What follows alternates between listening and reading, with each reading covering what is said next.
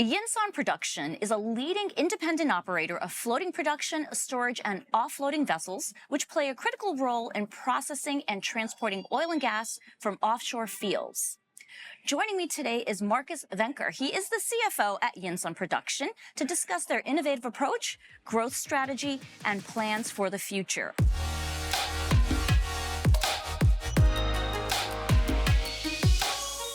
Thank you for joining me today, Markus. It's wonderful to have you on the show. Thanks for having me, Judy. So, Markus, tell me, what sets Yinson Production apart as a leading independent FPSO operator? There are a few value drivers in our business, and one of the value drivers, for instance, is deliver assets on time. We are talking about assets that are generating significant cash flows for our clients. So delivering on time is a key value driver, as delivering late will basically mean lots of income for our clients. Second value driver is that we have a high technical uptime of our assets, because the higher the uptime is, obviously, the more oil and gas our clients can produce. And we pride ourselves basically that we deliver our assets on time, and we have the industry's highest technical uptime amongst our peers. So that creates significant value for our clients, and this is why we have grown significantly over the past 10 years to what we are today, the second largest independent FPSO company in the world. And tell me, how are you managing challenges from Basel regulations and ESG policies to secure financing for new projects? The ESG policies mean that some banks have left the financing scene for oil and gas. Some banks have tightened their policies. We have recently seen, especially with the North American banks, that they have left the net zero alliances. So that is implication, I guess, of the new Trump administration. So we have seen a contraction of the lending market in banking. We have addressed that, however, through expanding our banking network globally. And I'm inclined to say that we never had more banks than today. When it comes to the Basel regulations, this is actually creating a sort of an issue in our industry, because we have very long-term contracts, and the Basel regulations make it more difficult for banks to have very long-term loans, because it makes it more expensive to them.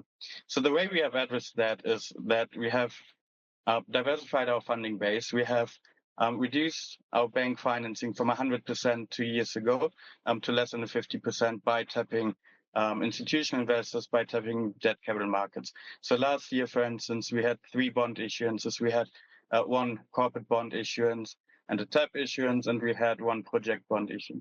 And by tapping those capital markets, we can basically access longer-term capital where there are investors that have appetite for long-dated papers. And through that, basically, we solve the issue that we don't want to have high refinancing risks.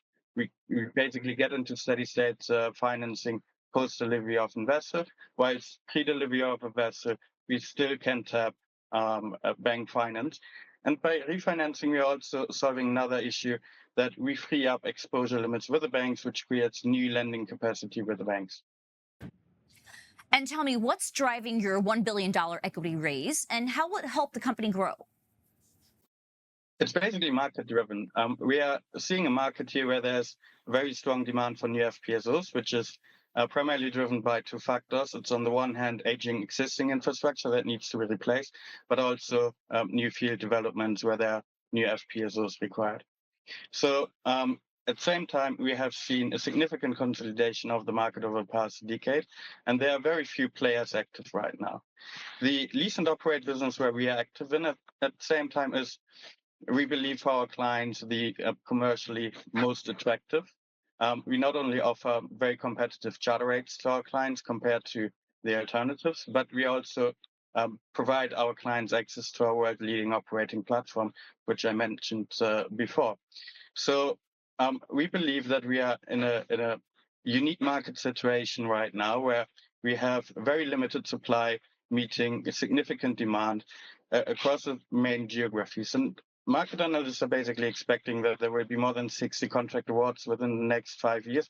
But I can already say there won't be 60 contract awards, because the main challenge for oil companies nowadays in the FPSO space is to basically find contractors who have the capacity to do new projects. Now, we have freed up recently 2 project teams, so we can do new projects, and the equity we have raised is basically contributing to that, because equity is a second challenging factor in that sense, alongside the capacities. And finally, Markus, tell me what's next for Yinson Production, and how are you planning for future growth and a potential IPO? I mean, what's next for us is basically that our project teams are preparing for new projects. Our business development teams are very actively talking to existing and prospective new clients in the main geographies where we're active, in Latin America, West Africa, and Southeast Asia. So what people can expect from us is that we'll announce 1 to 2 new contracts this year. We will also deliver one more asset that's currently under construction later this year, which will free up a 3rd project team.